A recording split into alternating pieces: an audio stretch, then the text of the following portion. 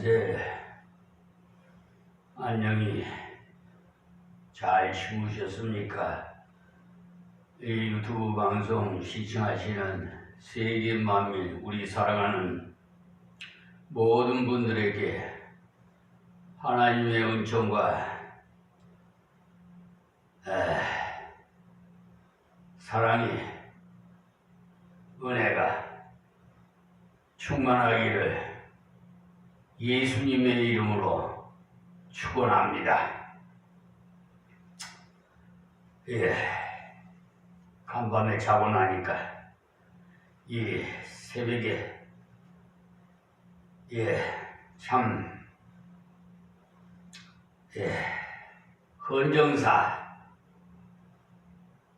정말 비극적인 대통령이 구속영장을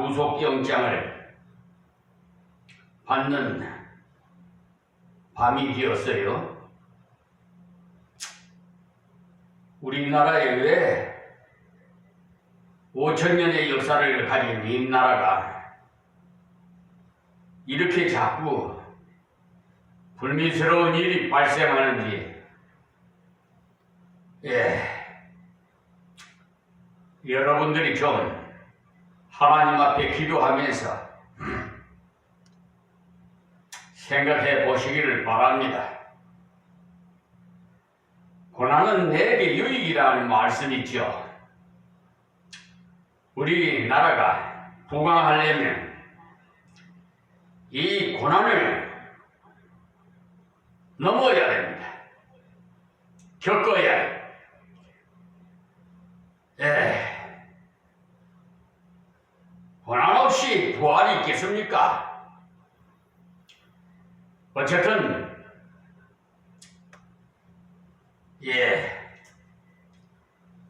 정치하시는 전문가들이 다 알아서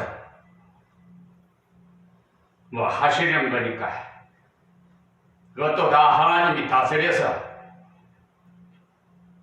주장하시는 겁니다.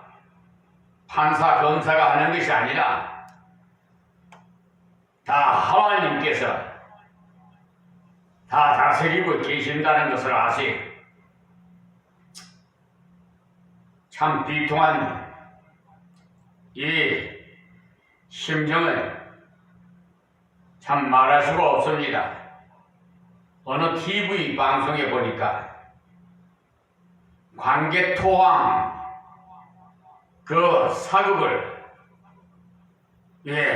보고 또 용의 눈물인가 뭐 그런 게 나오더라고요. 정말 이런 일이 없었으면 좋겠는데 그건 우리 생각이지요. 뭐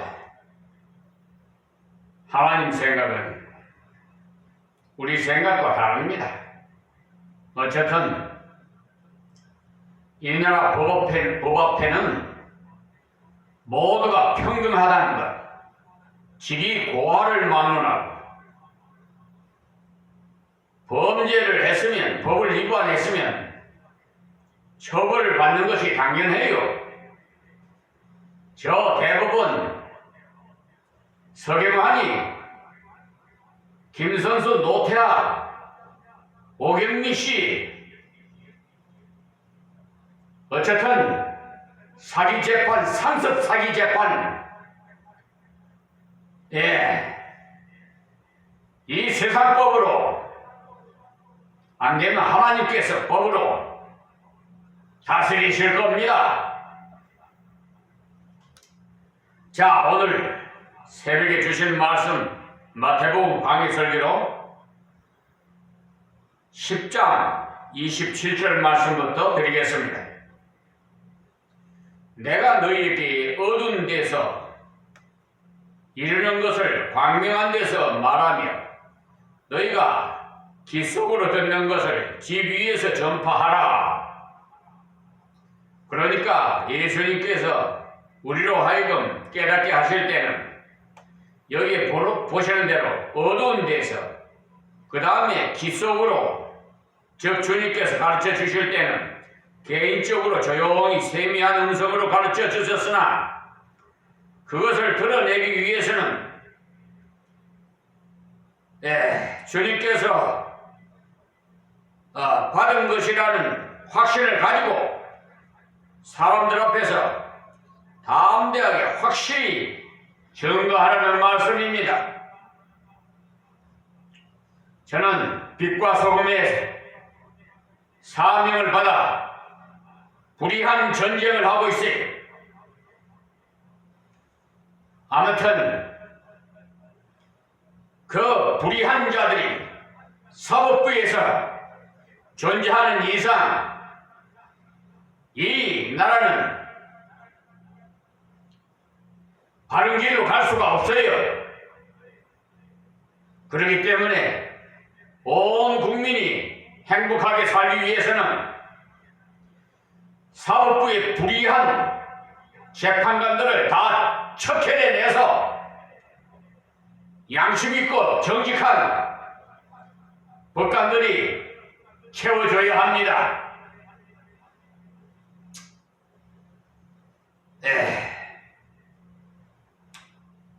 그러니까 우리가 조용하게 기도하고 말씀을 연구하면서 조용히 깨달았지만 증거할 때는 확실하게 증거해야 합니다.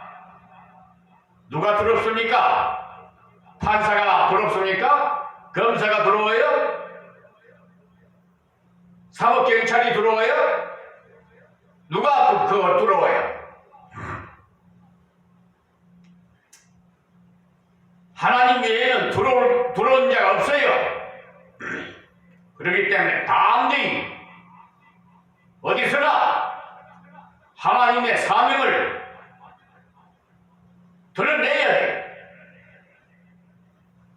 결국은 하나님의 심판대 앞에서 다 바쳐지는 그 날이 도래한다는 사실을 알고 믿음으로 걷는 자는 하나님이 주신 뜻을 담대히 확실하게 선포해야 합니다.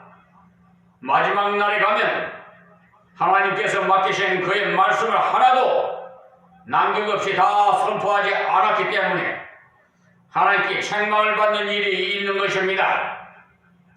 특히 사람이 두려워서 비위를 거슬릴까 해서 슬쩍슬쩍 생략하고 지나간 것이 그날에 하나님께로부터 다 드러나 많은 책망을 받을 것입니다. 그래서 지금도 보면 성경을 전체적으로 온전히 가르치지 않고 부분적인 것을 취해가지고 성경을 가르치는 그런 경향이 참 많기 때문에 저는 그런데 빠지고 싶지 않는 마음에서 성경을 처음부터 빠짐없이 쭉 가르치고 즉 강의 설교를 하고 있어요. 그래서 아예 제 자신에게 그런 강제장치를 해두고 있는 것입니다. 앞으로 어느 목회지를 가든지 이 방법을 고소하겠다고 못을 박아놓았어. 그러면 성경을 생각하고 뛰어넘는 것은 아예 포기하게 돼서 적당주의적인 자세에서 벗어나 빠짐없이 성실하게 말씀을 전하게 되는 것입니다. 그러나 성경을 계속 가르치는데 고충이 없는 것은 아닙니다. 마태복음 1장 같은 경우에는 몸이 건조하게 사람의 이름만 쭉 나열되어 있기 때문에 어떤 때는 이런 것을 슬쩍 넘어가서 다음으로 미루고 좀 재미있는 부분을 골라서 하면 좋겠다는 그런 유혹도 이따금씩 들어요. 그러나 실제로 말씀을 순서를 따라서 골고루 증거해 보면 전혀 그렇지 않습니다. 여러분 음식도 먹을 때 편식하면 안 돼요. 골고루 잡수셔야 육신이 건강하듯이 하나님의 말씀도 골고루 잡수셔야 영혼이 잘된 같이 범사가 잘돼요. 그래서 참정을 찾아서 이 말씀을 바로 받아야 돼. 아무나 하는 그런 설교, 잠자는 자장가 같은 설교, 웃기는 설교, 그런 거는 다 없어져야 돼. 우리가 보기 아주 딱딱한 이런 말씀을 하나님께서 왜 기록해 놓으셨는가?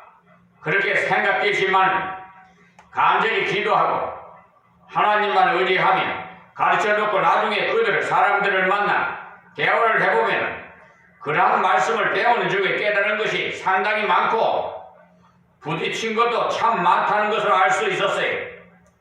그러나 자신이 멋있게 가르쳤다고 생각한 것은 사람들이 많이 웃고 좋아하기는 했지만 나중에 보면 남는 것이 별로 없어요. 그러니까 자기 자신이 생각했던 것하고 하나님께서 생각하신 것하고는 완전히 다르다는 것을 알 수가 있습니다.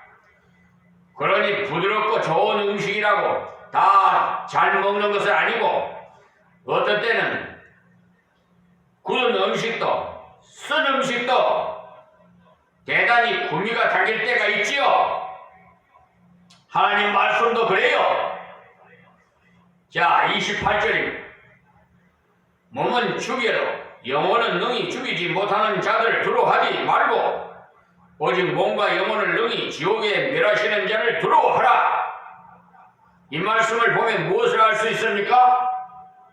예수님 말씀대로 하면은 무엇까지도 있을 수가 있는고 하니 바로 순교까지도 할 수가 있다.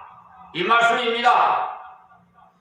그러니까 내 한 사람 미란이 돼서라도 이 불의한 전제를, 불의한 사법부의 법관들을 다 척결해야 돼. 그래야 이 사회가 중추절 역할을 하는 사법부의 그 본래 그 직무를 수행할 수가 있는 거예요.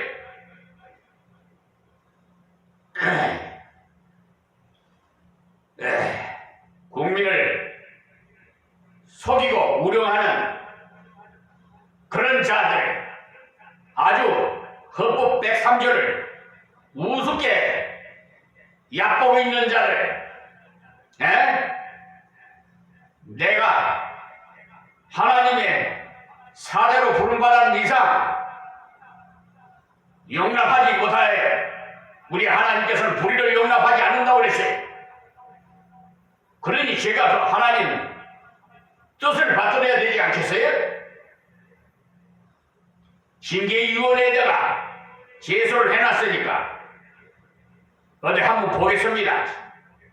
그 법관조직법 제4조 1항 또한 징계조직법 제4조 2항 3항에 의해서 징계위원회를 설치해서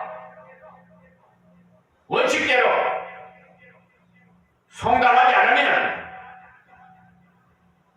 그에 관여된 자는 모조리 다 불의한 자로 간주하고 이 세상 법대로 처리할 것입니다. 하나님께서 저에게 수천 수만 가지 민사, 형사, 행정, 특례법, 시행구치 할 것 없이 수천 수만 가지를 저에게 즉시 팩트해 줍니다. 아시겠어요? 기억나고 생각나게 해주신다 이 말이에요. 그 많은 것을 어떻게 머리에다가 저장해 놓을 수가 있어요. 컴퓨터도 저장량이 많으면은 도마루가 되고 완전히 그냥 멈춰버린단 말이에요. 그렇기 때문에 이 사람 인체 뇌가요 하루에도 수천 개가 생기고 수천 개가 소멸되고 나이가 먹을수록 생기는 거는 적고 소멸되는 거는 계속이고 하니까 하나님 말씀 먹지 않으면 치매가 걸려요. 하나님 말씀 먹어봐요. 신구약이 치료의 약이 아시겠습니까? 그 세상 어느 약보다도 가장 효과적인 약이 신구약이에요. 성경, 하나님 말씀. 그러니까 주님 말씀대로 순종하며 증거하면은 악한 자가 우리를 미워해서 죽이는 수도 있다는 말인데, 우리는 흔히 그 사람이 죽도록 하나님께서 왜 보호하지 않으셨나라고 그렇게 생각하는데, 하나님의 뜻은 결코 모든 사람에게 같지 않아요. 사도행전 12장을 한번 보시면 요한의 형제 야고보는 칼로 죽임을 당하는 첫 순교를 했고, 반대로 베드로는 기적적인 석방을 했어요. 그러니까 야고보는 칼에 맞아 죽임을 당하고 베드로는 그 다음날 죽이려고 계획이 되어 있었으나 밖에서 교회가 그를 위해 간절히 기도했을 때 천사가 와서 착고를 풀어서 탈옥을 시킨 것입니다. 헤롯의 삼엄한 경비망을 듣고 탈출한 베드로가 다시 군사들 앞에 유유히 나타나서 그들의 수비력을 비웃으면서 봐라! 내가 여기 있다! 그렇게 하지 않았던 것입니다. 탈출 즉시 마가의 다락방에 가서 자신의 석방을 조용히 알고는 딴 길로 피해가 버린 것입니다. 곧 이 동리에서 너희를 핍박하거든 저 동리로 피하라는 주님의 말씀 따라 피했던 것이지요. 그러므로 고의적으로 자기의 신분을 노출시켜 잡아가라고 핍박을 자초하는 행위는 하나님을 시험하는 일이 되겠습니다. 하나님께서 분명히 이 동리에서 핍박하면 저 동리로 피하라고 하셨는데도 하나님의 권능을 빙자해가지고 틀림없이 살려주신다고 피하지 않고 버티는 것은 잘못된 일이에요.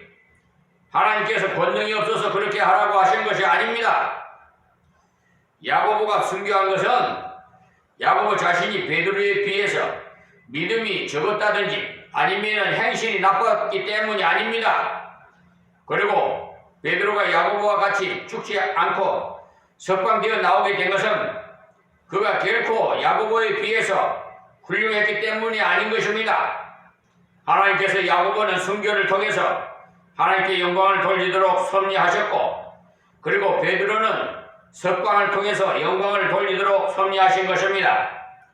그러므로 하나님께서 하시는 방법이 다 다르기 때문에 인간의 겸손한 판단을 금해야 합니다.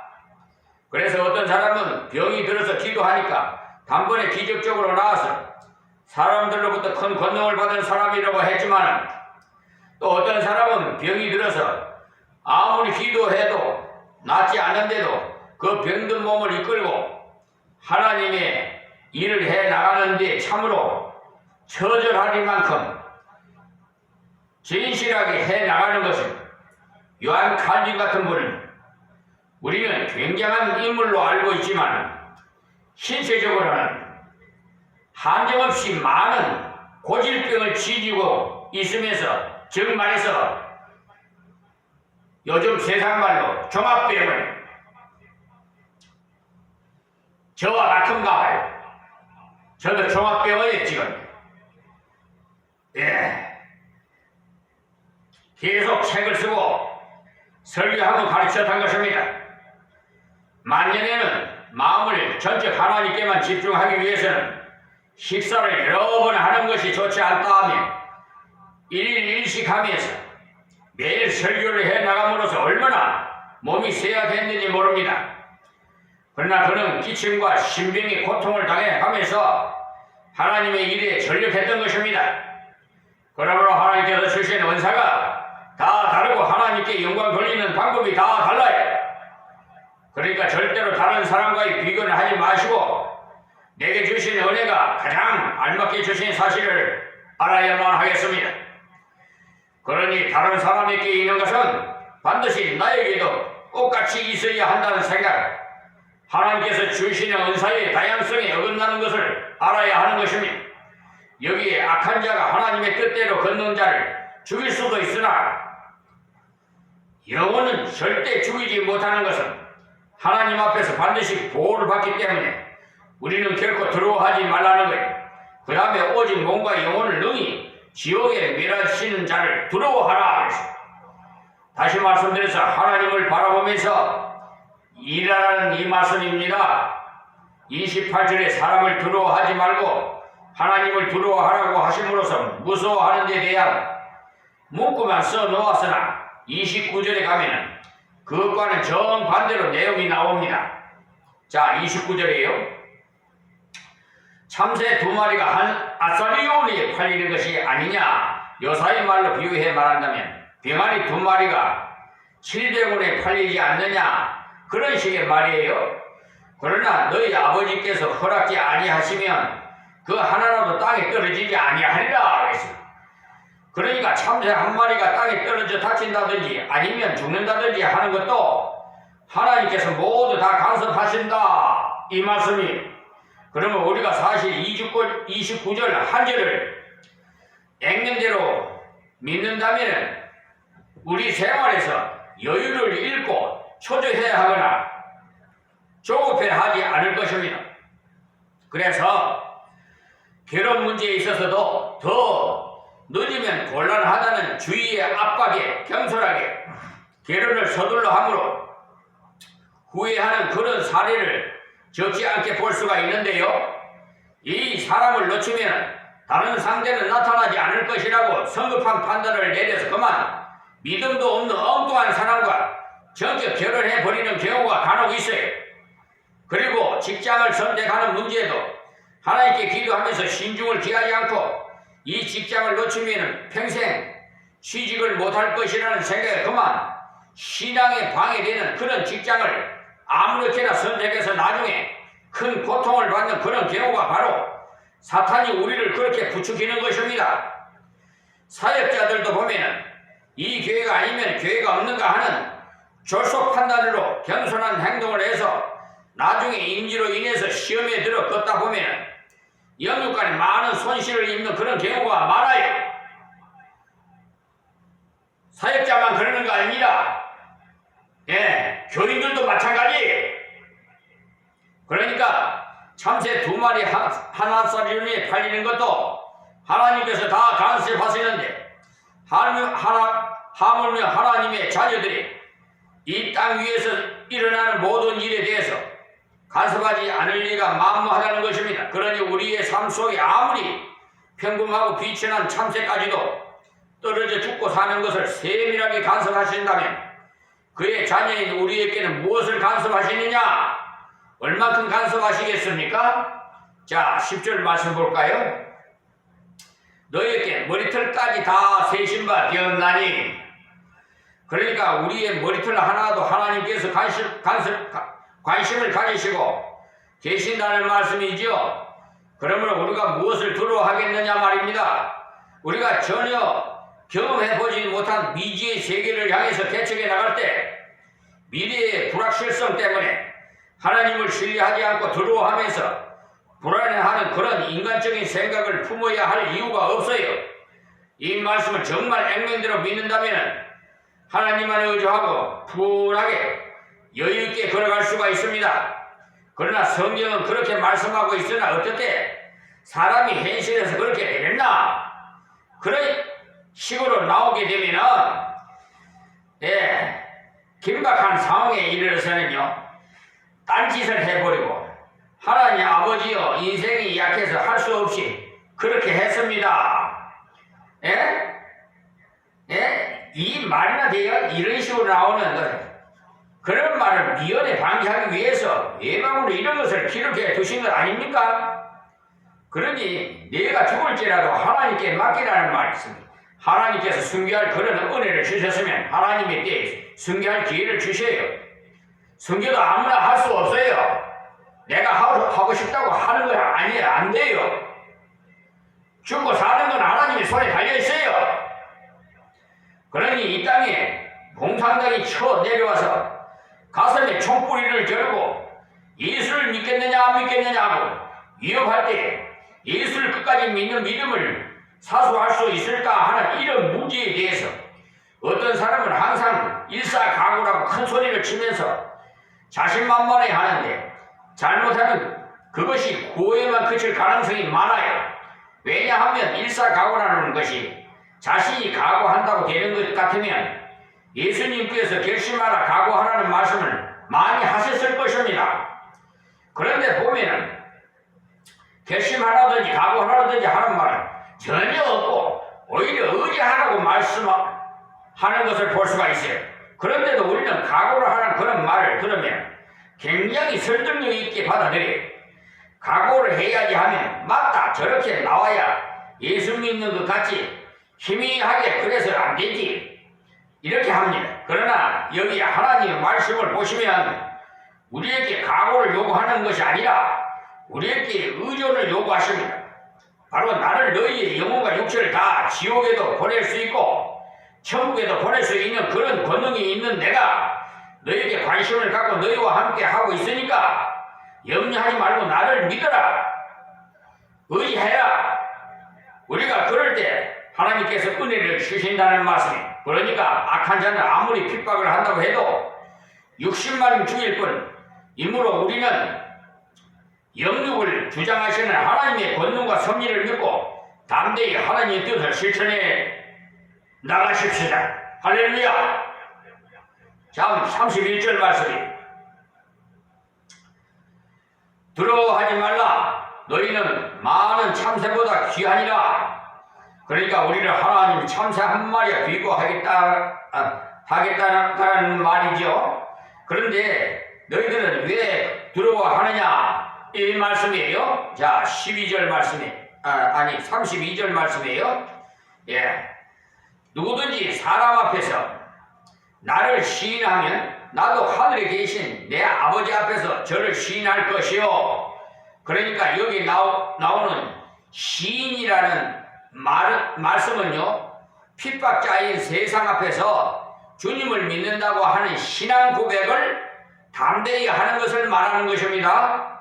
그러니까 사람 앞에서 예수를 믿는 참 증표를 나타내면 예수님께서도 우리를 하나님의 심판대에서 인정하겠다는 말씀이에요.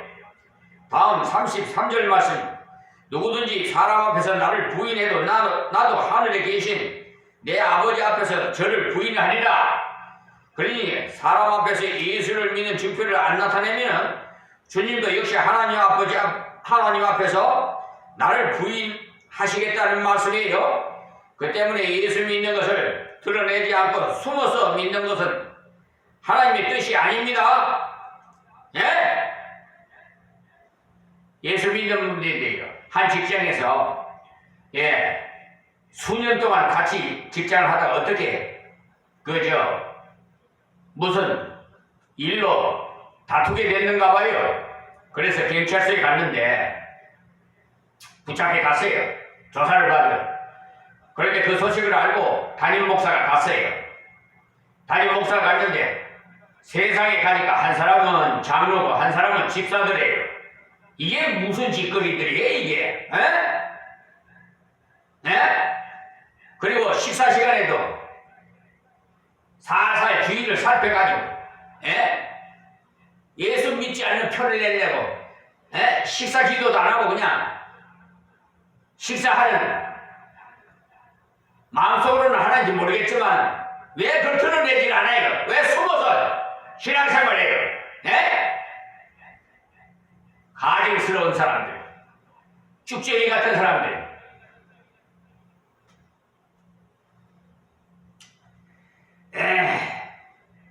예수 믿는 것을 드러내지 않고 숨어서 믿는 것이 하나님 뜻이 아닙니다.